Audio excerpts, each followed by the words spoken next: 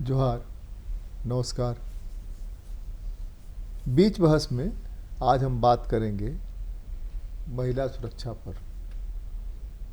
पूरा भारत उद्वेलित है महिलाओं की सुरक्षा को लेकर। शायद ही कोई दिन होगा जिस दिन मीडिया में किसी प्रांत की कोई खबर महिला से असुरक्षा संबंधी, महिला पर अत्याचार से संबंधित नहीं आती होगी। और यह घटनाएं लगातार बढ़ती जा रही हैं। वह भी तब जबकि निर्भया कांड के बाद इतना कठोर कानून बनाया गया, इतना कठोर कानून बनाया गया कि कानून का नाम सुनकर के ही रूह कांप जाता है। उसके बाद भी चीज़ें घटने के बजाय लगातार बेतहाशा बढ़ रही हैं। पहले यह माना जाता था कि मनोरोगी हैं, पागल लोग हैं, इस तरह की चीज़ें कर रहे हैं। लेकिन अब पढ़े लिखे समाज में, पढ़ा लिखा समुदाय, पढ़ा लिखा परिवार, वहाँ के लड़के कर रहे हैं इस तरह का काम। अब किनसे बचाव की उम्मीद की जाए? अगर थाने में सुरक्षा नहीं हो, अगर पुलिस के घर के सामने सुरक्षा नहीं हो, अगर मेडिकल कॉलेज सुरक्षित नहीं हो, स्कूल सुरक्षित नहीं हो, तो बच्चियों को स्कूल भेजने का जो अभियान है, उस अभियान का आप सोच सकते हैं कि क्या नतीजा होने वाला है। हर माँ बाप यह मान करके चलता है कि जहाँ बच्चे पढ़ रहे हैं, जॉब कर रहे हैं, वह स्थान सुरक्षित होगा। और सुरक्षित करने के लिए कानून भी बहुत सारे बनाए गए हैं। कोई भी संस्थान ऐसा नहीं है जिस संस्थान में महिलाओं की सुरक्षा के लिए अलग से कमेटी नहीं बनाई जाए। कितने लोग बनाते हैं, कैसे मॉनिटर होता है, मुझे नहीं पता।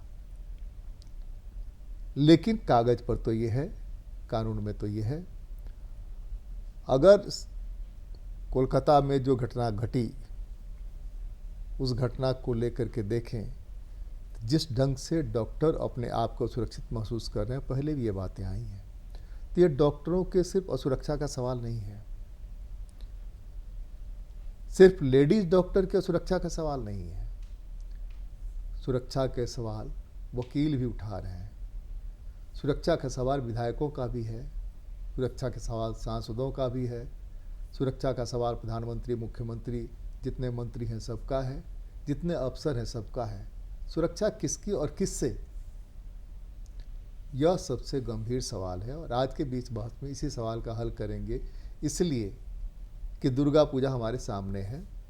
जिस दुर्गा को हम पूजते हैं देवी के रूप में, शक्ति की देवी हैं, जिस सरस्वती को उनके साथ बिठाते हैं कि विद्या की देवी हैं, धन के लिए जिस की मूर्ति बनाते हैं लक्ष्मी है। तो जब सरस्वती, लक्ष्मी और दुर्गा ही असुरक्षित हैं, तब देश कितना कैसे सुरक्षित होगा, समाज कितना कैसे सुरक्षित होगा। हम मनोवैज्ञानिक कारण भी ढूंढेंगे, सामाजिक कारण भी ढूंढेंगे, अपने साथ हुए, अपने आसपास में घटनाओं को समझते हुए, समझाते हुए भी चीज़ों को हम जानने समझने की कोशिश करेंगे। इसीलिए हमारे साथ आज के पैनल में मनोचिकित्सक, मनोवैज्ञानिक भी हैं, साहित्यकार भी हैं, सामाजिक कर्मी भी हैं। आइए पहले परिचय कराते हैं। हमारे साथ हैं डॉक्टर अमोल रंजन, जो मनोवैज्ञानिक हैं, ऋणपास में प्रोफेसर हैं। हमारे साथ हैं डॉली कृष्णन, जो समाजकर्मी हैं, स्वागत है आपका। हमारे साथ हैं वंदना टेटे, जो जिनका नाम ही लेते साहित्यकार, समाजकर्मी, बहुत सारी चीज़ें एक साथ जुड़ जाती हैं। हम इनसे बात करते हैं। एक और वैज्ञानिक के आने की संभावना है, वो आएंगे तो उनके साथ बात करेंगे, जुड़ जाएंगे हम लोगों के साथ। अभी हम शुरुआत करते हैं मनोविज्ञान पर ही। डॉक्टर साहब, क्या लगता है, इतना कठोर कानून बना और कानून बने हुए हमको लगता है 1 दशक, 1.5 दशक करीब गुजर गया, उसके बावजूद ये घटनाएं लगातार बढ़ती जा रही है। हर बढ़ती घटना का ये क्या नाम, इल्ज़ाम मोबाइल के सर पर हम भर देते हैं। तो क्या सिर्फ यही है, या समाज में कहीं कुछ ऐसी गड़बड़ी होगी, ऐसा कोई दीमक लग गया है जो पूरे समाज को चाट करके ख़राब कर रहा है?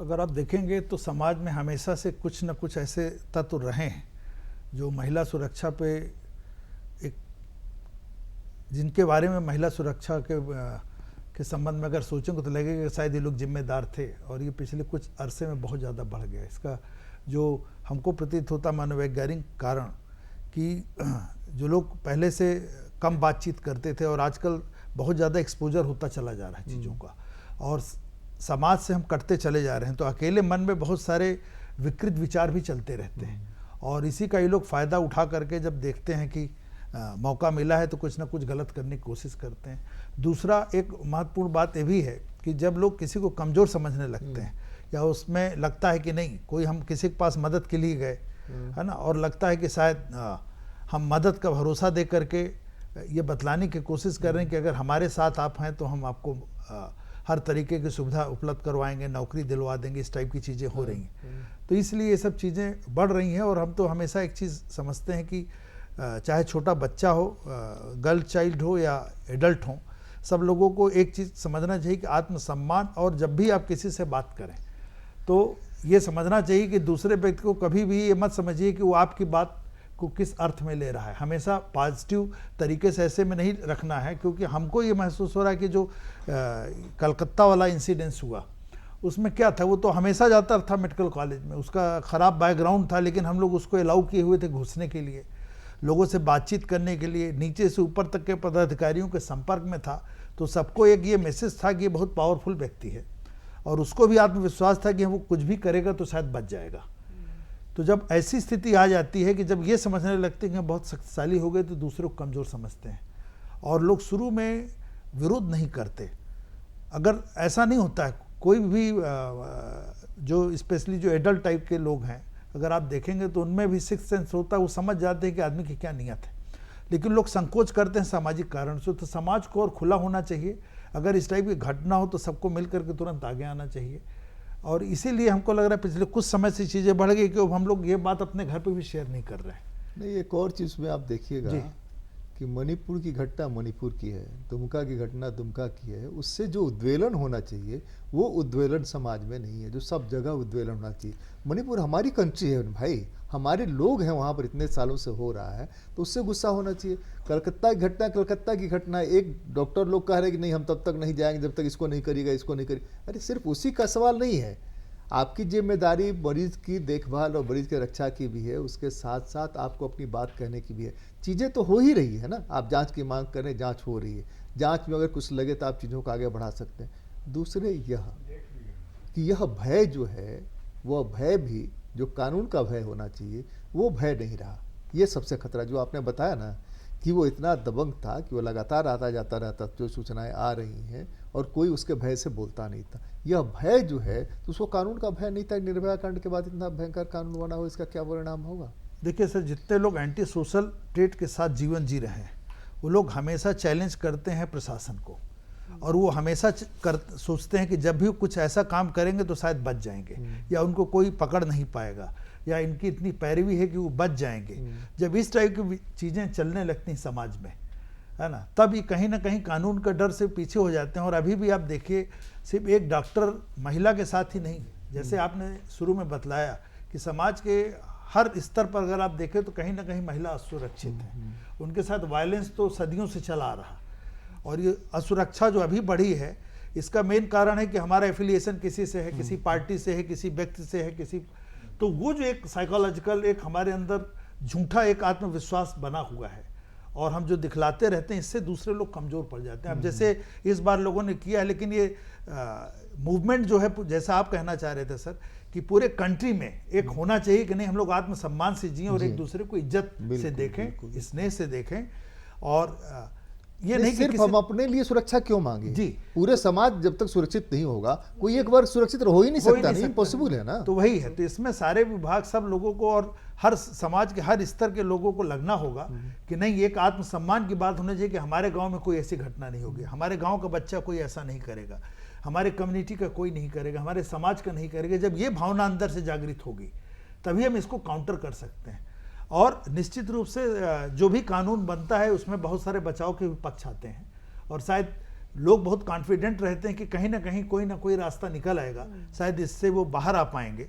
तो इस पर फिर से पुनर्विचार करने की आवश्यकता है कि क्या कितने समय के लिए ये सब चीज़ें चलें, जिससे कि तुरंत लोगों को नहीं, उस निर्णय पर हम मिले। आपसे बात करेंगे। कानून का मकसद यह है कि 100 दोषी भले ही छूट जाएं, लेकिन एक निर्दोष को फांसी की सजा नहीं हो बिल्कुल या सच सजा बात नहीं। है। लेकिन वह चीज़ें बदलेगा, और अभी जो भारतीय न्याय संहिता बना है जी। उसमें ये चीज़ें बदलने की कोशिश भी की गई हैं, चीज़ें ठीक करने की कोशिश की, लेकिन कितना ठीक किया जाए, सवाल ये है। डॉली कृष्ण, आप ये बताइए, आप तो रांची से लेकर के भोपाल से लेकर के देश विदेश सब जगह पढ़ाई की, आपको कहीं के माहौल में कोई अंतर लगा? जेएनयू में जब पढ़ रही थी जी। आप, रांची में जो बीर कॉलेज में पढ़ाती हैं, जी। वहाँ इस सब के माहौल में क्या अंतर दिखा आपको? काफ़ी अंतर था। जैसे कि रांची को अगर देख लिया जाए तो वो दिल्ली की अपेक्षा कुछ छोटा ही शहर माना जाएगा। तो जब मैं जेएनयू पहुंची तो मेरे लिए एक कल्चरल शॉक ही था। जैसे कि जैसे रांची में हम लोग जब जेवियर्स में पढ़ते थे, किसी ने एक चिट्ठी लगा दी थी कि जो लड़कियां जीन्स पहनेंगी उन पे तेजाब फेंका जाएगा। ये वाकया 2009 से 12 के अखबार में भी आया लगभग था। है। हाँ जी। और उसके बाद आप एक अप्रिय घटना भी हुई थी जिसमें कॉलेज कैंपस में घुसकर काट दिया था। घुसकर लड़की को काट दिया गया था, और मैं उस टाइम वहीं मौजूद थी। ये जो भावना थी, और वहाँ पे वो घटना घटने के बाद लोगों की जो मानसिकता थी कि लड़की को कुछ हो गया, उसके पिताजी या माताजी लोग आए हुए हैं तो उनको क्या तकलीफ है, उसके जगह लोग ये बोलते हैं लड़की में ही कुछ कमी होगी। तो इस तरह की बातें जो होती हैं कि किसी की जान चली गई, लेकिन उस पर जो दोषारोपण है, लाछन लगाना, वो समाज में खड़े लोग सबसे पहले यहीं से शुरुआत करते हैं। और एक रेस्पेक्टेबल डेथ भी नहीं मिलती है किसी भी लड़की को जो इस तरह की घटनाओं की शिकार होती है। जब मैं जेएनयू पहुंची तो मेरे लिए बहुत बड़ी बात थी कि मैं उस कैंपस में रात के 2 से 3 बजे भी मैं लाइब्रेरी से वापस आ सकती थी। मुझे कुछ नहीं हुआ, ना किसी तरह की परेशानी नहीं हुई जेएनयू कैंपस में। वहाँ पे लगा कि ये ऐसा होना चाहिए आज़ाद भारत। अभी नहीं पता जेएनयू कैंपस कैसा है, लेकिन वहाँ पे और भी सुरक्षा, हमारे पास एक टीम, हमेशा काउंसलर्स की टीम्स आती थी, और हर सेमेस्टर में, हर 1-2 महीने में आके पूछती थी आपको कुछ परेशानी तो नहीं है, कुछ घटना या किसी से कुछ भी असहज, किसी शिक्षक से या छात्र से कुछ ऐसी भावना आपको, या कुछ आप खुल के बोलना चाहती हैं तो आप हमें कांटेक्ट कर सकते हैं, या अगर आपको किसी से भी परेशानी है तो आप हमें बता सकती हैं। लेकिन ये मेरे लिए बहुत ही शॉकिंग बात थी कि अगर किसी लड़के ने 50 सेकंड से ज़्यादा आपको घूर दिया तो आप केस कर सकते, मतलब जाके आप कंप्लेन कर सकते हैं, दर्ज कर सकते हैं। तो ये मेरे लिए बहुत शॉकिंग बात थी। और वहाँ का माहौल, तब मुझे गांधी जी का एक प्रोवर्ब याद आया कि the day women will walk free in the night, the day when women will walk free in the nights, then we can imagine that India is gaining independence। तो मुझे लगा ये ऐसा भी भारत हो सकता है क्या। इसके बाद जब बाहर गई, 75 साल में तो नहीं हुआ, हम कोशिश कर रहे हैं। लेकिन कुछ कैंपस में ही हुआ, देखने को मिला, वो फील किया कि वो आज़ादी क्या है। नहीं, वो है आईआईटीज में है। हाँ बिल्कुल है, कानपुर में है, मैंने जहाँ आईआईटीज है वहाँ पर है। मेडिकल कॉलेज में भी यह गारंटी थी, इसलिए कि वहाँ पर कब किस पेशेंट के लिए किस डॉक्टर को या किस हाउसमेन को जाना पड़े, किस हाउस सर्जन को जाना पड़े, कोई ठिकाना नहीं रहता है। जब उसको कॉल है उसको जाना ही पड़ेगा, कोई उपाय नहीं है। जी। तो उसको ये सुरक्षा थी कि हम जाएंगे तो हमारा कुछ नहीं होगा, लेकिन हम जाएंगे और लिफ्ट में हम पकड़ लिए जाएंगे जी। तो हाँ। अभी रांची मेडिकल कॉलेज की जो घटना है कि हम जाएंगे और लिफ्ट में पकड़ लिए जाएंगे जी, इससे खतरनाक और क्या हो सकता है। तो इसमें सर मैं ये कहना चाहूँगी कि ये देश का ही हिस्सा है जेएनयू, आईआईटी, बाकी कॉलेजेस, जहाँ पे ये मैनेजमेंट ने प्रूव किया कि हम एक सेफ, सुरक्षित जगह महिलाओं को मुहैया करा सकते हैं, जहाँ हमारी बेटी हम पढ़ सकती है, शांति से रह सकती है। तो वो भी तो देश का हिस्सा है, वहाँ पे भी तो मैनेजमेंट है। तो ये पूरे देश में इतने जो नेता हैं या मंत्री हैं, जितने लोग हैं, ऑफिसर्स हैं, इतनी कड़ी परीक्षा पास करके इतने लोग पहुँचते हैं, तो वो ये चीज़ मुहैया क्यों नहीं करा सकते? ये एक सवाल है, बात करें। वंदना, आपसे जानना चाहेंगे, कई समाजों के सम्मिश्रण को अगर देखा जाए, एक ट्राइबल कम्युनिटी को देखा जाए, नॉन ट्राइबल कम्युनिटी को देखा जाए, एससी कम्युनिटी को देखा जाए, बीसी कम्युनिटी को देखा जाए, तो उसको जब आप अध्ययन करती हैं, साहित्यकार के रूप में अध्ययन करती हैं, कवि के रूप में अध्ययन करती हैं, आपको क्या लगता है? एक बहुत खुला समाज जहाँ की लड़कियाँ इतना निडर कि बाघ है जंगल में, तब भी अपना हौसली लेकर के निकल गए कि बाघ से भी लड़ करके लकड़ी लेकर के हम आ जाएंगे। वह निडरता जैसे जैसे शहर बढ़ता गया, जैसे जैसे शहर बनता गया, जिसको हम विकास कह रहे हैं कि जो विकास हुआ वो निडरता उसका भी कम होता गया, उसके साथ भी यही होने लगा। देखिए हमारे यहाँ कई समाज हैं, कई तरह की संस्कृतियाँ हैं, और हर एक समाज का एक अपना साइकोलॉजी भी है। उनकी परंपराएं जो हैं, सामाजिक परंपराएं जो हैं, धार्मिक परंपराएं हैं, वो पूरे मतलब हर एक समाज का एक अपना बनावट है। और अगर हम हमारे आदिवासी समाज की बात, जैसा आप कह रहे हैं कि वो जंगलों में रहते हैं, जंगल में जाते हैं, लेकिन जो निडरता उनके अंदर होती है वो जंगल में तो काम आती है, लेकिन जैसे ही वो शहरों की तरफ आते हैं वो निडरता कम होती जाती है। लोग ऐसे कहते हैं कि जंगल राज है ना, जंगल को लेकर के बहुत नेगेटिव लोगों की सोच है, लेकिन हम लोग देखते हैं कि जंगल का एक अपना नियम है, एक अपनी परंपरा है, जहाँ कोई तभी हमलावर होता है जब वो कोई किसी का अतिक्रमण करता है, अन्यथा कोई नहीं करता, या फिर उसकी ज़रूरत है तब। मतलब जैसे कोई जानवर ही भूखा है तभी वो शिकार करेगा, भरा पेट होगा तो वो नहीं करेगा, या आराम के मूड में है, अगर वो खलल पड़ रहा है तभी वो हमला करता है, नहीं तो नहीं करता है। लेकिन जब हम शहरों की तरफ आते हैं तो जो माहौल मिलता है वो माहौल डरावना होता है। कहते हैं कि बाघ को अगर आप डराएं नहीं, आप पार कर रहे हैं, आप पार कर जाएंगे, बाघ आपको कुछ नहीं बोलेगा। लेकिन जैसे बाघ को ये लगे कि आप डराने वाले हैं या आप हमला करने वाले हैं, तभी वो आप पर हमला करता है। ऐसा कहा जाता है, मैंने देखा नहीं, ऐसा कहा जाता नहीं, वो है। आप सांप के लिए ही देख लीजिए ना, सांप भी आराम से चला जाता है, आप डरते हैं वो भी डर जाता है, और उस डरने में हमला करता है वो, नहीं तो वो आराम से चला जाता है।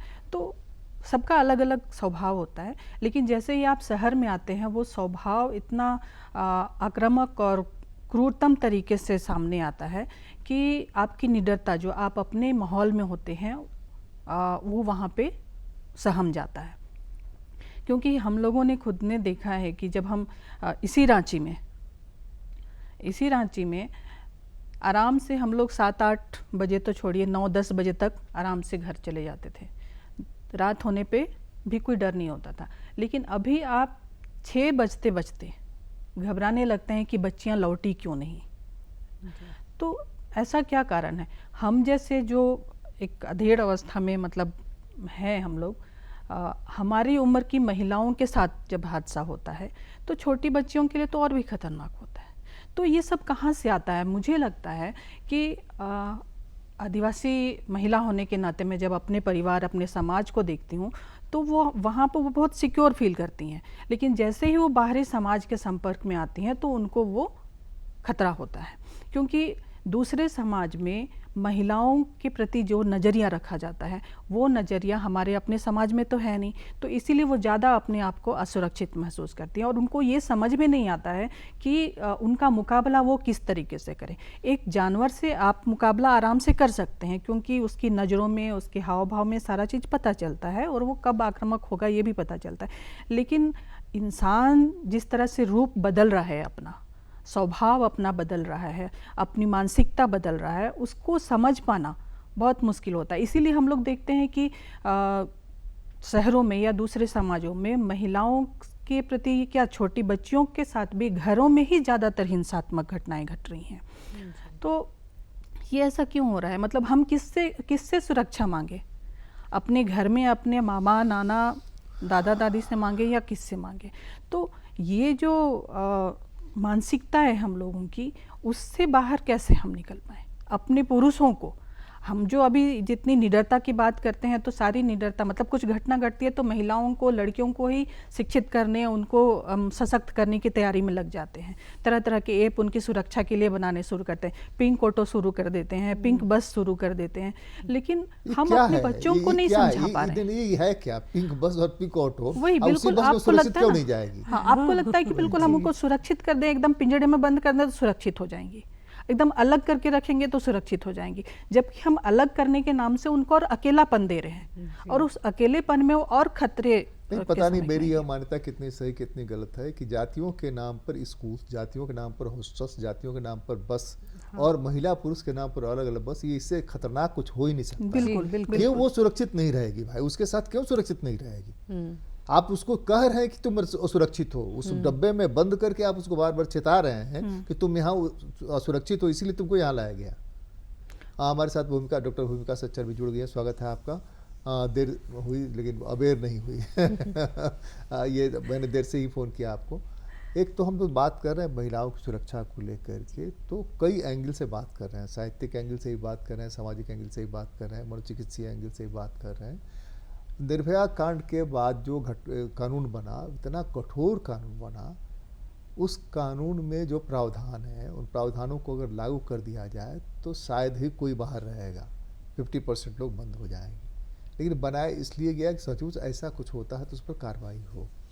उसके बाद भी जो निडरता है या जो दुस्साहस है, जो कोलकाता की घटना से आई या जो कल रात में रिम्स में घटी है, दो घटनाएं घटी एक साथ घटी है, तो ये जो चीज़ें हो रही हैं, समाज कहाँ जा रहा है, क्यों जा रहा है और कैसे सुरक्षित हम महसूस करा सकेंगे? सर देखिए, एक जो बड़ी चीज़ कही दोनों ने, डॉली ने भी कहा और वंदना ने भी कहा कि घर में ही अगर छोटी बच्चियां तक असुरक्षित नहीं है, तब किससे सुरक्षा की गुहार करेंगे हम? सर बेसिकली क्या हो रहा है कि इन चीज़ों के पीछे बहुत सारे साइकोलॉजिकल पर्सपेक्टिव हैं। जो इस तरह की घटनाएं हमारे समाज में, हमारे घरों में जो हो रही हैं, जैसे मैम लोग ने बोला कि जो घरों में जो घटनाएं होती हैं, जब हम लोग के पास ये केसेस आते हैं तो ये जब उनको साइकोलॉजिकल ट्रॉमा हो रहा है, वो बच्चियों ने वो शोषण फील किया है, पर वो ट्रॉमा बता रही हैं 22-23 साल की उम्र में। जब उन्होंने अपने घर में ये चीज़ डिस्कस की, ये चीज़ों के बारे में बात की, तो उनको वो एक जो सुरक्षा महसूस घर से होनी चाहिए थी वो नहीं, दबा दिया गया। नहीं, वहाँ कि ये कहा गया कि घर की इज्जत चली जाएगी। इज्जत चली जाएगी, जी। इस बात को तुम मत फैलाओ, ठीक है। पापा गुस्सा हो जाएंगे, भाई गुस्सा हो जाएगा, और वो इंसान अभी भी उस घर में आ रहा है, उस लड़की या महिला के सामने दिखता है। हम ये नहीं सोचते हैं कि उसके अंदर वो असुरक्षा की भावना और बढ़ती जा रही है।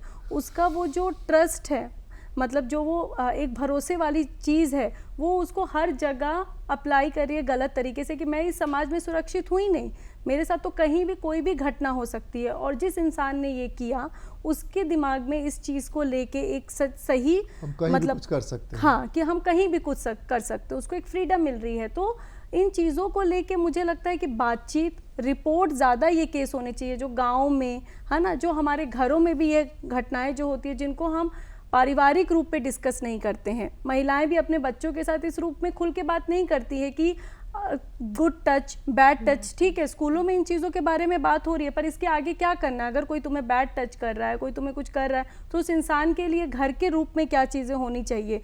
स्कूल्स में अगर लड़के कोएड है, अगर लड़के मिसबिहेव कर रहे हैं लड़कियों के साथ, तो उनको कैसे ट्रीट करना चाहिए? तो ये चीज़ें कहीं ना कहीं बहुत डिटेल में इन चीज़ों के बारे में बात होनी चाहिए, ताकि वो जो एक साइकोलॉजिकल पर्सनालिटी के बाद एक बदलाव आता है ना पुरुषों में, सही गलत का निर्णय लेना, कि वो इस तरह के घिनौने काम में इन्वॉल्व हो जाते हैं, उनमें एक सेंस ऑफ कि मैं सही कर सकता हूँ, इससे कुछ नहीं होगा, ये चीज़ सही है, मैं अगर छेड़ दूंगा या उस लड़की के साथ कुछ भी गलत कर दूंगा, तो जो डर भय नहीं है वो कैसे उनमें डेवलप होगा? जब इस चीज़ को लेके उनके बारे में बात की जाएगी कि क्या सही है, क्या गलत है, एक लड़की के लिए क्या चीज़ सही है, एक लड़के के लिए क्या चीज़ सही है, पर ये सब जानकारी है ही नहीं।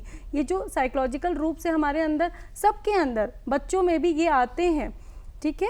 और एक बोला जाता है कि जो पुरुष इस तरह के घिनौने काम कर रहे हैं या है, उनमें कोई ना कोई साइकोलॉजिकल डिसऑर्डर होता है, उनको भी पहचानना ज़रूरी है, उनका भी इलाज होना ज़रूरी है। तो ये चीज़ों में कहीं भी इन चीज़ों पे बात नहीं है। देखिए, 2-3 चीज़ें हमको लग रही है इस बातचीत के क्रम से या पहले से दिमाग में घूम रही है कि एक तो समाज अपने आप जो न्याय करता है या न्याय का जो वहाँ विधान है, जिस विधान के बारे में आप तीनों ने यह बात कहा कि लड़के को यह कहा जाता है कि इस बात को बाहर मत ले जाओ, नहीं तो घर की पूरे घर की बेइज्जती होगी, पापा नाराज़ हो जाएंगे, ये नाराज़। ये जो समाज का न्याय है, ये बहुत खतरनाक न्याय है। समाज में ये दबाने की जो बात है, ये बहुत खतरनाक है। उसको यह सिखाना होगा बच्ची को, हर स्कूल के बच्ची को सिखाना होगा, हर घर के बच्चे को सिखाना होगा, जोर से बोलो नहीं, जोर से चीख करके बोलो नहीं। और वो नहीं शब्द इतना ज़्यादा आक्रामक होगा कि उसके बाद वो दोबारा हिम्मत नहीं कर सकेगा। बिल्कुल। ये हो सकता है। बिल्कुल घर हो में सकता ये है, गुड टच बैड टच की शिक्षा पर मिलनी ये चाहिए। शुरुआत सर घर स्कूलों से में ही होगी। भी स्कूलों में भी नहीं मिल रही है good touch bad touch, school में भी नहीं मिल रही है। नहीं। बात समझ में नहीं आ रही है। वो दुलार में वो पप्पी ले रहा है या सेक्स के लिए पप्पी ले रहा है, ये क्लियर नहीं है। ये जब तक क्लियर नहीं होता है दिमाग में, बात समझ में आ जाती है। दोनों के दिमाग में ये बात समझ में आ रही है कि वो टच कर रहा है, टच करने के पीछे कारण क्या है। तो एक तो यह समझना कि पूरे परिवार को भी यह बात समझनी पड़ेगी कि भाई वह आदमी खतरनाक दिखता है, बच्ची उसके आते ही सहम जाती है। जैसे वो सहमने की बात हो, उसका बाइकआउट हो, धीरे धीरे बाइकआउट हो। नहीं तेजी से बाइकआउट कर सकते हैं, एक तो तेजी से बाइकआउट करना चाहिए। कल से तुम्हारा घर में प्रवेश बंद, कल से तुम नहीं आओगे। क्यों नहीं आओगे, क्यों छोड़ दो बाद में, क्यों अगर पूछोगे तो इतनी थप्पड़ खाओगे। बंद करो, और आता भी है तो नेग्लेक्ट करने का काम, जितना नेग्लेक्ट कर सकते ये एक रास्ता हो सकता है। लेकिन जितने कठोर कानून बने, उससे कठोर कानून क्या होगा। ममता बनर्जी ने इतनी कठोर कानून बना दी कि 10 दिन में फांसी। 10 दिन में फांसी आप कैसे दीजिएगा, ये इम्पॉसिबल बात है ना भाई। हाई कोर्ट में अपील जाएगा, सुप्रीम कोर्ट में अपील जाएगा। आप उससे ऊपर नहीं ना कि आप यहीं पर बैठ करके फांसी दे दीजिएगा। कोई आदमी है, किसी आदमी को फंसा दिया है, कोई आदमी सचमुच में कल्प्रिट है, उसको आप फांसी देने का राइट, लेकिन 10 दिन में आप फांसी कैसे दीजिएगा। इवन आरा के कोर्ट में यह घटना घटी थी कि आरा में 1 दिन में फांसी की सजा हो गई थी और फांसी की सजा टूट गई। बिल्कुल भाई परीक्षण करना पड़ेगा ना। कोर्ट जो है, कोर्ट तो इसीलिए बनाने के पूरे मामले का परीक्षण करने के बाद में, गवाहों से गुजरने के बाद में स्थितियां आए सामने में। अब दिक्कत दूसरी हो जाती है उसमें कि समाज, सरकार और सरकार में बैठे हुए लोग अगर मिल जाए तब क्या होगा। यह सवाल इसलिए मैं ला रहा हूँ कि वहाँ प्रिंसिपल की जो भूमिका दिख रही है, सुपरिटेंडेंट की जो भूमिका दिख रही है, वह भूमिका बहुत खतरनाक है। जी। जिस दिन घटना घटी उस दिन एविडेंस इकट्ठा होना है, फॉरेंसिक जांच होना है, और आप टेंडर निकाल रहे हैं उसको वो करने के लिए। वो तो कर ही रहे हैं, आप रात में कौन आदमी आके उसको तोड़फोड़ कर रहा है, पुलिस कर क्या रही है। तो वैसी व्यवस्था में महिलाओं को सुरक्षित रखना, जेएनयू सुरक्षित है, था भी, पहले भी था, कितना दिन रहेगा अभी कहना बहुत मुश्किल है, लेकिन सुरक्षित है। सुरक्षित होने के जो कारण है, उन कारणों को हर इंस्टीट्यूशन में डालना चाहिए ना भाई। क्यों नहीं रह सकता है सुरक्षित। क्यों हम साथ मिलकर बैठ के पढ़ नहीं सकते हैं, क्यों साथ मिल के खेल नहीं सकते हैं, गप नहीं कर सकते हैं, और इतनी सेफली हम आपके साथ बैठ करके रात में भी पढ़ क्यों नहीं सकते हैं। ये क्यों नहीं हो रहा है। जितने जातीय हॉस्टल बने हैं वहां सिर्फ और सिर्फ नफरत की खेती होती है। राजपूत हॉस्टल हो या भूमिहार हॉस्टल हो या ब्राह्मण हॉस्टल हो या आदिवासी, सिर्फ नफरत। जब अलग रहेंगे तो एक दूसरे को समझेंगे कैसे। जी बिल्कुल। हम जानेंगे नहीं आपके रीति रिवाज क्या है, आपकी परंपरा क्या है। हम नहीं जानते हैं कि ये सरहुल क्या होता है। जी। अरे तो सरहुल जानने के लिए हमको तो उन लोगों के साथ रहना पड़ेगा, तब ना सरहुल जानेंगे। तब ना हम जाने कर्मा क्या होता है, कर्म का मतलब क्या होता है। सत्यनारायण भगवान की कथा की तरफ बुला लिए, कथा करा दिया, कथा कराने से मामला थोड़ा खत्म। सत्यनारायण भगवान की कथा क्या है। कोई पंडित सत्यनारायण भगवान की कथा के बारे में बताता नहीं कथा क्या है। वो कथा कहता है 7वां अध्याय खत्म, शंख बजेगा और घंटी बजेगी, हो गया 7वां अध्याय, हो गया सत्यनारायण भगवान। सत्य की पूजा है वो ना, सत्य की पूजा है। शुरुआत यहाँ से होनी है, सत्य कहाँ है। तो हम जिस घटना पर बात कर रहे हैं वो घटना इसलिए भी ज़्यादा प्रमुख है कि हम अभी दुर्गा जी को पूजने वाले हैं और उनके साथ 2 और को पूजने वाले हैं, सरस्वती और लक्ष्मी को भी पूजने वाले हैं। हम पूजने वाले उस गणेश को भी हैं जी। उस कार्तिक को भी हैं जो गणेश विकृत थे, जिनका मुंह हाथी के मुंह के समान था। उस गणेश को भी पूजने वाले हैं। वह भी समाज था जिसको कि हम पूज रहे हैं। आज हमारे समाज में क्या हो जाए, थोड़ा सा होठ कटा रहता है तो शादी नहीं होती है, निकाल दिया जाता है। उस असुरक्षा में हम सुरक्षा ढूंढने की कोशिश कर रहे हैं। डॉक्टर अमोल रंजन, आप बताइए क्या हो सकता है। एक्चुअली जितने अभी हम लोग बातचीत कर रहे हैं, अगर एक चीज़ देखें, कुछ कुछ अभी भी स्टेट हैं, जैसे जेएनयू की बात अभी हो रही थी, मिजोरम अगर एक एग्जांपल हम दें, वहाँ पर पूरे कंट्री का अगर आप स्टेटिस्टिक्स देखेंगे तो सबसे कम चोरी, डकैती, रेप का दूर दूर तक नाम नहीं, क्योंकि वहाँ सामाजिक स्तर पर इतना स्ट्रांग है सब सिस्टम कि सबकी नैतिक जिम्मेदारी हो जाती है कि हमको अपने समाज को बचा करके रखना है। वो रात में 12 बजे भी बच्चे घूमते हैं, जाते आते हैं, कहीं पर ना कोई रोकने वाला है, ना कोई गलत रिपोर्टिंग होती है। तो कहीं ना कहीं जब सेल्फ रेस्पेक्ट आए, अपने समाज का रेस्पेक्ट आए, अपने कंट्री का रेस्पेक्ट आए, अपने इंस्टीट्यूशन की जब बात आएगी और उस फीलिंग के साथ हम लोग लगेंगे सब लोग, अभी कानूनी पहलू कुछ है, मनोवैज्ञानिक पहलू कुछ है, सोशल पहलू ये है, अब सबको इंटीग्रेट करना सब डिपार्टमेंट या सब लोग करते हैं, लेकिन समाज का इसमें सबसे बड़ा रोल हमको लगता है। और जो बात हो रही थी कि हमेशा से इस तथ्य को छिपाया गया है, दबाया गया है, स्टिग्मा बहुत है, डिस्क्रिमिनेशन है। किसी को पता चल जाए कि इस बच्चे के साथ रेप हुआ था तो उसके साथ शादी करने के लिए आज भी कोई तैयार नहीं होगा। तैयार होता नहीं। हाँ, तो कितनी बड़ी बात है। उस बच्चे को किसी ने छेड़ दिया है, अगर इतने ही सुन ले तो 10 टाइप की बातचीत समाज में शुरू हो जाए। अभी बताया ना उसने, हाँ। उसी का दोष होगा। बस तो ये जो एक है माइंडसेट, ये समझना होगा कि नहीं, वो भी बच्ची हमारे घर की थी, है ना। और जो हुआ रिफॉर्म के नाम पे हम लोग अभी कुछ कर नहीं रहे, सिर्फ डिटरेंट कर दे, बड़ा स्ट्रिक्ट कानून लाने से। अरे डॉक्टर साहब, दुर्गा किसकी बेटी है कौन जानता है? सरस्वती किसकी बेटी है कौन जानता है? लक्ष्मी किसकी बेटी है कौन जानता है? पूछते हैं ना भाई। नहीं सर, यही पूजने समाज के था। पीछे सृजन है जी, बगैर उनके न सृष्टि चल सकती है, न बगैर उनके धन हो सकता है, न शक्ति हो सकती है, इसलिए पूछते हैं हम। तो हमारे घर में जो है उसको क्यों नहीं पूजेंगे? नहीं, यही सबसे महत्वपूर्ण विषय है कि जब हम ये समझने लगे कि नहीं, ये सभी लोग अपने ही हैं, क्योंकि ये एक फीलिंग एक साथ तभी आएगी जब सब लोग इसको नैतिक तरीके से समझें। जैसे जेएनयू का एक प्रेस्टीज बनता है, आईआईटीज का अपना प्रेस्टीज है कि हमारे संस्थान के ये नहीं होगा, और सबकी जिम्मेदारी है। और वही चीज़ करना है, किसी को अलग, जैसे आपने बहुत महत्वपूर्ण बात आज उठाया इस डिस्कशन में कि अलग अलग कर देने से चीज़ों का समाधान नहीं है कि अलग गाड़ी चलेगी, अलग हॉस्टल होगा, अलग रहेंगे, अलग क्लास होगा, वो नहीं। एक साथ मिल करके हम एक दूसरे के साथ रहना सीख सकते हैं, और उसमें भी म्यूचुअल रेस्पेक्ट जो सबसे महत्वपूर्ण चीज़ है, जो समाज में था, ऐसा बिल्कुल भी नहीं कि नहीं था, और आज भी नहीं, मैं तो कह रहा हूँ एक सिंपल सा चीज, बस में हो या क्लास में हो या क्लास के बाहर हो, अगर लड़की एक बार से जोर से चिखती है, नहीं कितने थप्पड़ उस लड़के को पड़ेंगे इसका अंदाजा नहीं हो सकता। बिल्कुल सही बात है सर। नहीं उसके नहीं, अब तो ऐसा वही- नहीं होता है।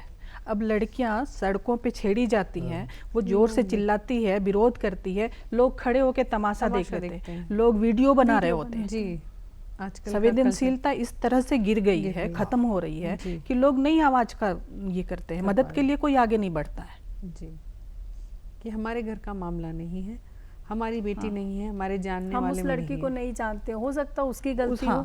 जैसे मणिपुर का मामला है, मणिपुर हमारा घर थोड़े है।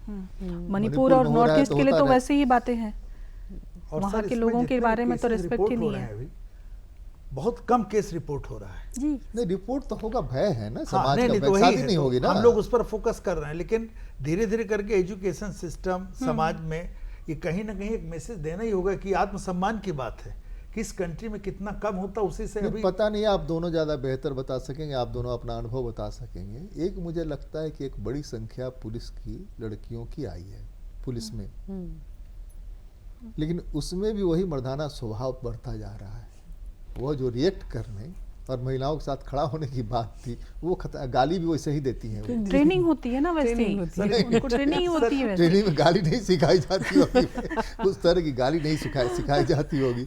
मैं जब सुनता हूँ तो दिमाग खराब हो जाता है। सर, यही सामाजिक बदलाव मैंने कि जब आप जिस परिस्थिति में हैं, वहाँ पे वो लोगों का एक माइंड सेट है कि वो क्रिमिनल से डील कर रहे हैं, जी, तो उनकी बात व्यवहार सब वैसे ही हो जाता है, विदाउट रियलाइजिंग। उनके समाज के प्रति बहुत बड़ी जिम्मेदारी है चीज़ों को संभालना, कैसे चीज़ों को कंट्रोल किया जाए बिना वायलेंस के, बिना डांटे, बिना शोर कुछ मचाए हुए। हम ऐसे, चाहे हमारा घर हो, वहाँ पर भी हम लड़ते झगड़ते हैं, चाहे पुलिस। अरे पूरी हर एक जगहों सामान्य बगल में सिटी है, वहाँ पर कुछ नहीं करता है पुलिस वाला, आता है हुटर बजाते हुए निकल जाता है।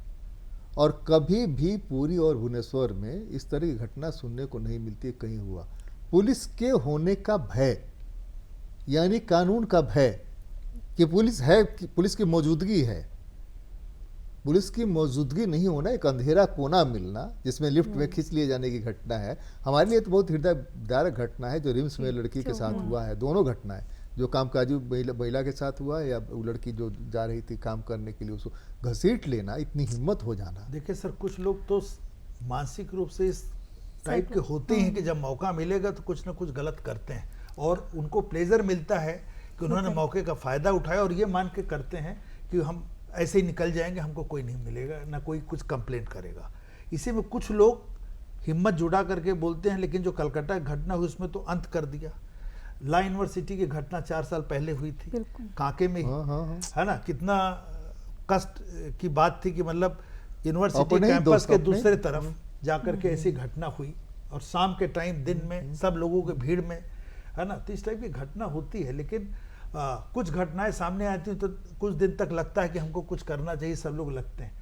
इसमें निश्चित रूप से जो हमारा अपना सोच है कि मनोवैज्ञानिक पहलू हर व्यक्ति का अलग अलग हो सकता है, परिस्थितियां अलग हो सकती हैं, सिचुएशन अलग हो सकता है, लेकिन सामाजिक रूप से जब हम जिम्मेदार हो जाएं, अपने से हट के देखना शुरू करें, जहां पर भी हम वहीं पर गर्व महसूस करें कि नहीं, हम इस संस्थान को बिलोंग करते हैं, इस परिवार को बिलोंग करते हैं, इस समाज के हम अंग हैं, तो निश्चित रूप से हम उसमें कुछ ऐसी चीज़ नहीं होने दें और सब लोग सामूहिक रूप से उसके साथ हमें, गलतियां हो सकती हैं किसी से, उसको भी सुधारने का प्रयास किया जाए। हर चीज़ को एक पहले अटेम्प्ट में ही ऐसा नहीं कर दें कि लगे कि अब उसका अंत हो गया, क्योंकि बच्चे हैं, यंग एज में इस टाइप की शिकायतें आती हैं, सही अर्थ उसका नहीं पता होता कि किस एक्सटेंट तक क्या चीज़ हुई है ना। आजकल बहुत कॉमन हो गया बुलिंग, है ना। अब सवाल ये है कि उसको हम हर चीज़ को उस पर्सपेक्टिव में इंटरप्रेट नहीं करेंगे, है ना, क्योंकि एक सर सामान्य प्रक्रिया है डेवलपमेंट का। डॉली कृष्णन जी, एक तो समाज में हमको लगता है कि हर साल रावण बढ़ता जा रहा है, रावण की ऊंचाई बड़ी होती जा रही है काफ़ी। जी, मुझे जब से याद है 40 साल हो गए रांची में मेरे, 40 साल में मैं हर साल रावण की ऊंचाई बढ़ता हुआ देखता हूँ। उस बढ़ने के पीछे क्या साइकोलॉजी है ये मैं नहीं जानता। वो सिर्फ सुख है रावण को बड़ा बना के रावण को मारने का, या क्या है मुझे नहीं पता, लेकिन हमको तो डर लगता है कि रावण जितना बड़ा होता जा रहा है, राम कहीं बड़े होते हुए नहीं दिखे, दुर्गा जी बड़ी होती नहीं दिखी, लेकिन रावण हमेशा बड़ा होता जा रहा है। पटाखे से फोड़ तो देते हैं हर साल रावण को, लेकिन हर साल बड़ा कर देते हैं। हमारा इस साल से ज़्यादा बड़ा रावण अगले साल हो गया। उस स्थिति में हमको हमारा समाज है, समाज हमारा ही है जी, स्त्री पुरुष है तो आसक्ति होगी, बिल्कुल। स्वाभाविक है, भावनाएं होंगी, स्वाभाविक है। उसमें कंट्रोल करने से व्यक्ति ईमानदार नहीं होता है, व्यक्ति को ईमानदार बनना पड़ता है। हाँ, इसलिए लालच तो हर किसी के पास है। जी। एक छोटे से बच्चे के पास लालच है, टॉफी दिखाने के बाद हाथ लपकने लगता है, उसको नहीं पता है कि टॉफी है कि क्या है। जी, तो उसको समाज, सोसाइटी, संस्कार जिस ढंग से मिलता है उसमें रोकने की कोशिश करते हैं, जैसे वंदना बता रही थी। जी, और अभी भी मैंने कई कहानियां पढ़ी है, कई साहित्य हैं इनके, कि किसी ने उसके साथ ऐसा किया तो घात लगा के बैठी 5-6 लड़कियां मिल करके जिस दिन आया उसके साथ वो निपट ली। चलो हाँ, ये तो भाई है। कल तुम्हारी बारी थी, आज हमारी बारी है, निकल लिए। जी सर। तो रास्ते हम हिंसा की तरफ कभी नहीं बढ़ना चाहते हैं, लेकिन हमको तो ढूंढना पड़ेगा कि रिम्स जहाँ की आप अपने भगवान का दर्जा देते हैं, उसी भगवान और देवी को जो मरीज का इलाज करने के लिए जा रही है, उसी को आप घसीट रहे हैं, मार रहे हैं, तो कैसे चीज़ें ठीक होगी? ठीक तो होगी ना। पहले थोड़ी आंकड़ों पे थोड़ी बात की जाए। हाँ, कीजिए। जैसे कि नेशनल क्राइम रिकॉर्ड्स ब्यूरो जो है, उसने अभी जो रीसेंट डेटा है उसका, हर साल लगभग 4 से 6% के इजाफे के साथ महिलाओं के प्रति क्राइम रेट बढ़ रहा है। अगर उस क्राइम रेट का अगर आप कैटेगराइजेशन देखिए, उसी रिपोर्ट में ये बात आई थी कि 30-32% जो महिलाओं के साथ क्राइम हो रहा है वो डोमेस्टिक वायलेंस और हस्बैंड की तरफ से हो रहा है। ये बात को नकारा नहीं जा सकता। 19 से 20% लगभग आपका हो रहा है असॉल्ट, उसकी मॉडेस्टी को ख़राब करने के लिए। तो इस तरीके की घटना 7%, 7.1 टू बी एग्जैक्ट, 7.1% रेप के रिलेटेड घटना है ये लास्ट ईयर का। आप अगर रेप को भी बड़ा चीज़ कह रहे हैं तो वो उस पायदान में सबसे नीचे में है।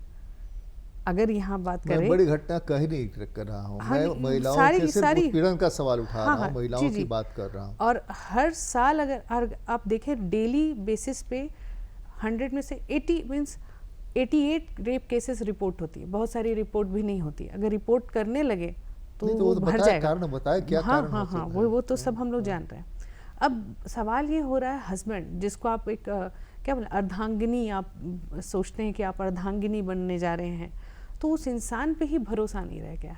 महिलाओं को हमेशा बोला जाता है कि निडर बनो, सशक्त करो, सशक्त बनो, लेकिन ध्यान दीजिए तो अगर घर में ही अगर इस तरह की घटना हो रही है, हमारा बेटर हाफ हम पे डोमिनेट कर रहा है, यहाँ हमारे साथ क्रिमिनल एक्टिविटी हो जा रही है, हमें दहेज डाउरी के लिए भी 18 to 19% ऐसा घटना है, तो यहाँ पे मुझे लगता है समाज कहीं ना कहीं डेरोगेटिव थॉट रखता है अपने मन में महिलाओं के लिए, क्योंकि घर में आप स्थिति देखिए ना, मेल चाइल्ड और गर्ल चाइल्ड दोनों के सेम घर में, उसमें उसको जब बड़ा किया जा रहा है, उन लोग दोनों के व्यवहार में देखिए अंतर, परिवार लोगों का, बच्चे का नहीं। बच्ची तो सीख के आ रही है कि हमको सशक्त होना है, सब कुछ होना है, लेकिन अगर बच्चा मेल चाइल्ड बैठा है और फीमेल चाइल्ड बैठी है, और अगर कोई गेस्ट आ जाते हैं तो सबसे पहले क्या होगा, या खाना बन गया है तो कहा जाएगा कि बच्ची उठो, भैया लोग के लिए नाश्ता लगाओ। कभी क्यों नहीं माँ बाप कहते हैं कि बेटा तुम उठो, आज बहन को तुम खाना खिलाओ।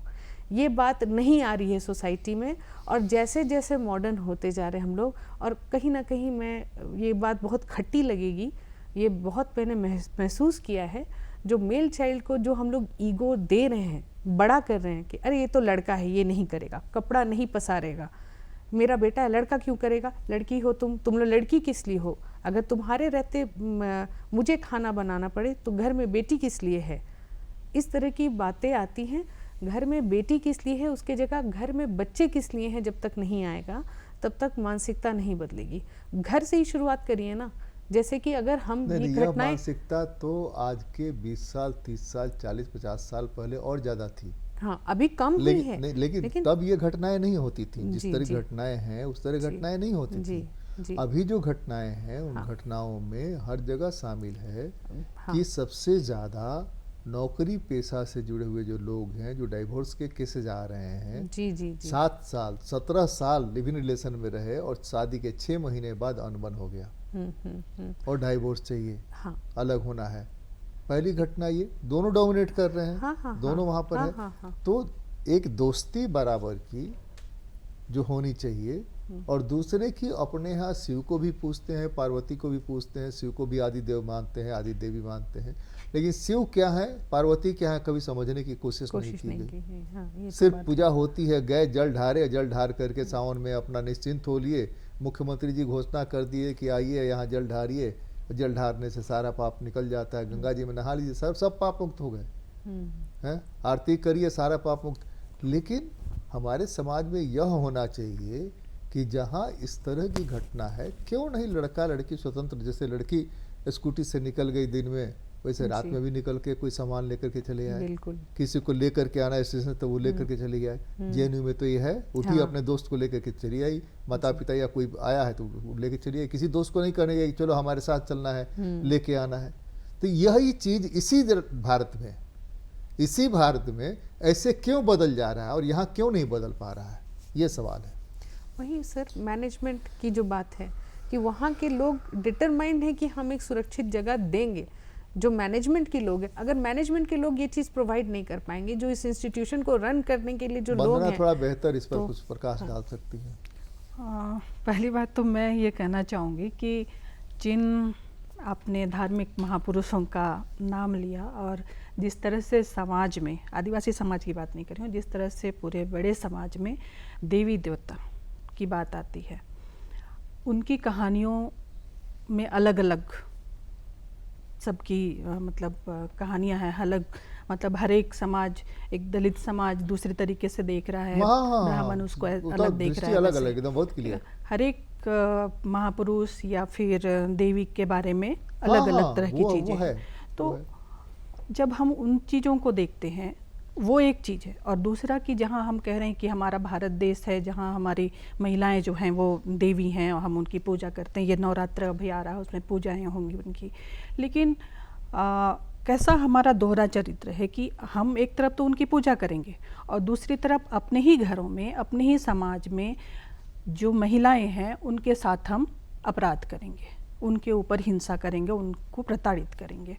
तो यहीं पे तो हमारा चरित्र वही दोहरा वही ये खतरनाक है ना, तो ये जो कि हम इंसान हर का बात के लिए सरकार और पुलिस को कल्प्रिट ठहरा देते हैं, तो पुलिस और सरकार हर जगह कहाँ रहेगी भाई, हर जगह किनको हस्तक्षेप- सुरक्षा देगी, हस्तक्षेप नहीं कितनी कर सकती पुलिस है ना। हमारे पास, और कानून जो बना दिए गए हैं उसका डर कहाँ है, और कोई व्यक्ति को आप कब तक डर से रोके रहेंगे। एक ना एक दिन हम जो कहते हैं बच्चों के समय में, साइकोलॉजी में हम लोग पढ़ते हैं कि बच्चे को जितना आप मना करेंगे वो उतना ही उसको तोड़ता है। नहीं, गुलजार का एक शेर है कि घर में दरार नहीं रखिए, लोगों को झांकने की बुरी आदत होती है, पूरा दरवाजा खोल के रखिए, कोई आपके यहाँ झांकने तक नहीं नहीं आएगा। आएगा।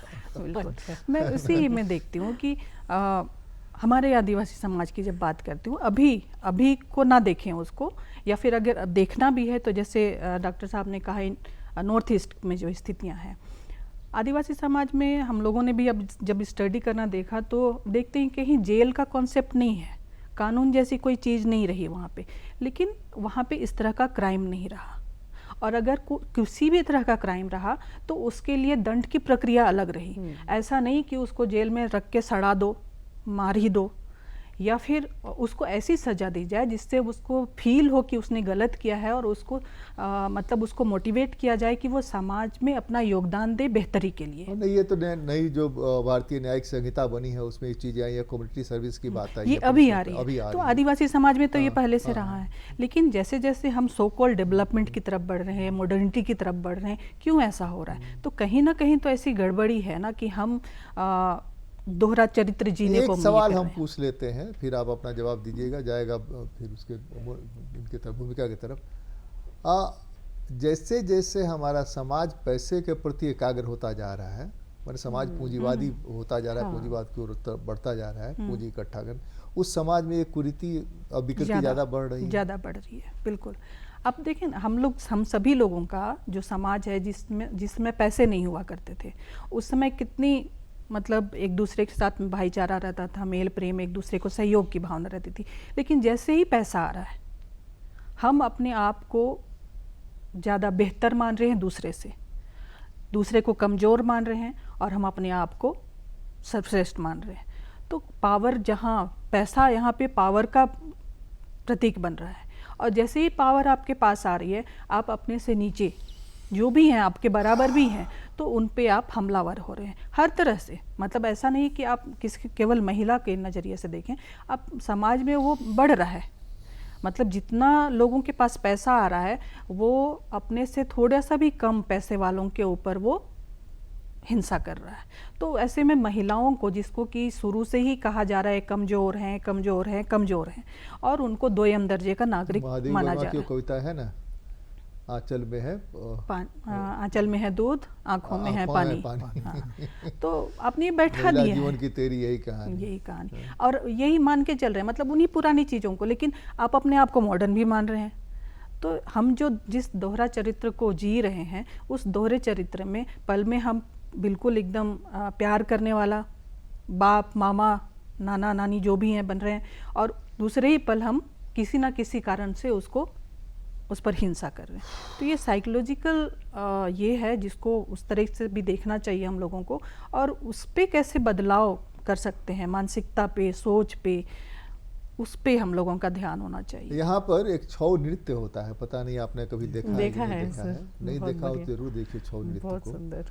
और छऊ नृत्य को समझने की कोशिश करिए कि उस समय की चीज़ों को कैसे वो ठीक करते थे, जानवरों के माध्यम से उन चीज़ों को बताने और आदमी दोनों को जोड़ कर के चीज़ों को ठीक करने की कोशिश की गई है। तो क्या हम मान के चल रहे हैं कि फिर उस तरह का कोई आएगा और आकर के चमत्कार करेगा, कोई कृष्ण पैदा होगा, कोई राम और कोई बिरसा आएगा तो कल्याण कर देगा? तो उससे कल्याण होने वाला है कि हम ही को कल्याण करना है, क्या है? सर देखिए, कल्याण तो हम ही लोग को करना पड़ेगा, अपना भूमिका हमारी ही है। बस दिक्कत ये है, जैसे जो बार बार हम लोग JNU कैंपस की बात कर रहे हैं, वहाँ इतना एक आज़ादी क्यों है, सेफ्टी क्यों है, सुरक्षा क्यों है? इक्वालिटी है।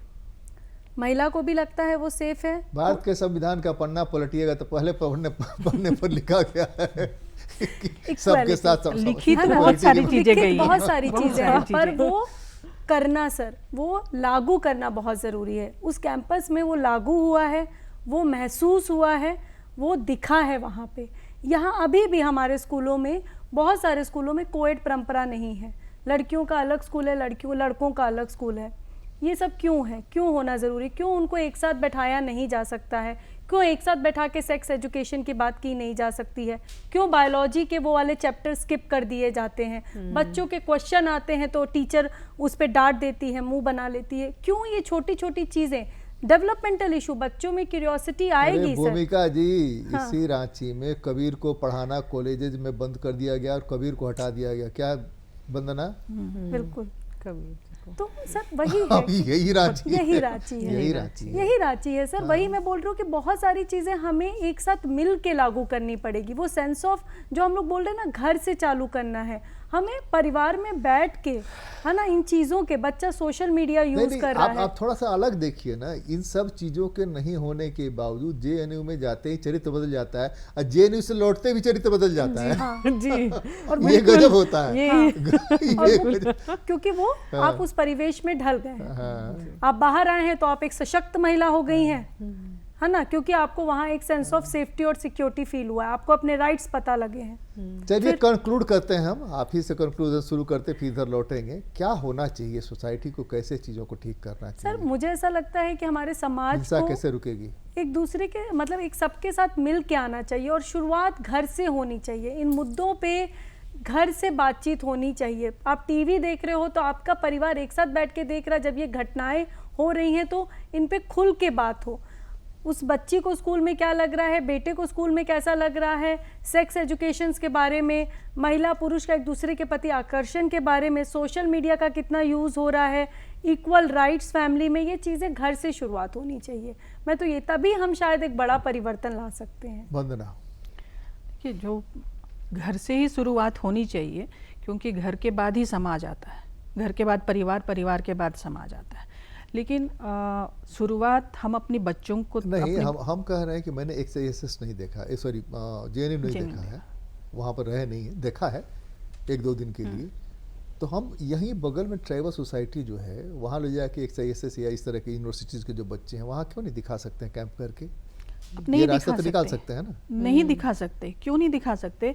क्योंकि आपके पास जो लिखित चीज़ें हैं ना, उन्होंने आपके उसके दिमाग बाहर में नहीं ट्राइबल समाज के बारे में ऐसी चीज़ें लिख दी हैं कि वो जाएगा उन्हीं चीज़ों को पढ़ के तो वही चीज़ ढूंढेगा। मेरे साथ एक हुआ था, एक बहुत बड़ा नामी चैनल है, वो लोग आए यहाँ पे कि हम लोगों को यहाँ पे धुमकुड़िया देखना है। ट्राइबल्स, पहले तो बोला कि ट्राइबल्स के साथ हमको उनकी परंपराओं पे, संस्कृतियों पे देखना है हमको। मैंने कहा क्या देखना है? फिर बातचीत करते करते उन्होंने कहा धुमकुड़िया देखना है। मैंने कहा धुमकुड़िया क्यों देखना है? तब मैंने समझ लिया कि क्यों देखना है। फिर मैंने कहा वापस जाओ, अच्छे से पढ़ो और उसके बाद आओ। बिल्कुल बिल्कुल। ठीक है, तो देखना, धुमकुड़िया दिखाना किसके लिए सारी क्यों चीज़ें। बना हुआ है पहले ये समझिए, तो उसके बाद ना समझिएगा। तो वही, वो तो उन्हीं चीज़ों को पढ़ के आ रहे हैं ना, बिना समझे। चलिए डॉली, सर जहाँ इस पूरे डिस्कशन में एक ब्लेम करने के लिए एक जो जगह है वो हम लोग छोड़ दिए, वो है सिनेमा। ऑब्जेक्टिफिकेशन ऑफ वुमेन जब तक होता रहेगा, क्योंकि एक रिक्शे वाला भी कमरिया लचकेला ये सब देख रहा है और हंसी तो फंसी, वही वाली बात है, लड़की ना में ही हाँ है, यही देख के उनको जो सह मिल रहा है उसको भी देखना होगा। सर देखा जाए तो इस बारे में बहुत बार चर्चा हुई, पार्लियामेंट में भी। सर लॉ भी है, 1986 में ही मार्गरेट अल्वा जी जो थी, गवर्नर जो हैं थी गोवा की, वो भी बात रखी, indecent representation of women's act, वो उन्हीं के चलते पारित हुआ संसद में। लेकिन ये बस वो वहीं रह गया। हम लोग क्यों उस सिनेमा को बहिष्कृत नहीं करते हैं, लेकिन पद्मावती को पद्मावत करना पड़ता है, लेकिन अगर छोटे कपड़े में अगर महिला नाच रही है तो उसको हम लोग नहीं कहते हैं। ये हम लोग भी तो जाके पैसा दे के देख रहे हैं। सर जितनी अभी तक जो बातचीत, हमको यही लग रहा है कि समाज के हर स्तर से हम लोगों को प्रयास करने की आवश्यकता है और ये महसूस करना चाहिए कि बहुत शर्म की बात है कि हमारे समाज में आज भी इस टाइप के लोग हैं जिनके अंदर इस टाइप के गलत व्यवहार बीच बीच में आते हैं सामने। और रिपोर्टिंग अब बढ़ गई है, ये बहुत अच्छी बात है, इससे भी जागरूकता बढ़ रही लोगों को कि समझेंगे और नैतिक जिम्मेदारी के साथ ही जीना है। म्यूचुअल रिस्पेक्ट हमेशा, जब तक हम एक दूसरे की इज्जत नहीं करेंगे अपने परिवार में, अपने समाज में, अपने एक दूसरे से मिलने जुलने वालों में, तब तक ये चीज़ समाप्त होना बहुत मुश्किल है। लेकिन प्रयास करना चाहिए और दुनिया के हर जगहों पे इस टाइप के गलत चीज़ें होती हैं बीच बीच में, लेकिन फिर भी हम सब लोगों को सामूहिक रूप से एक प्रयास करना होगा कि नहीं, मूर्तियों को जो हम आत्मसम्मान की इज्जत बात- देते हैं, जी। मूर्तियों से ज़्यादा ज़रूरत है कि जो सजीव हैं उनको इज्जत दीजिए और उनको इज्जत और उनको बराबरी का दर्जा देंगे तो स्थितियाँ संभलने लगेंगी। कानून बीच बहस में तो आज बस इतना ही, अगली बार मिलते हैं, किसी और मुद्दे पर चर्चा करते हैं। बहुत बहुत धन्यवाद। जोहार। जोहार।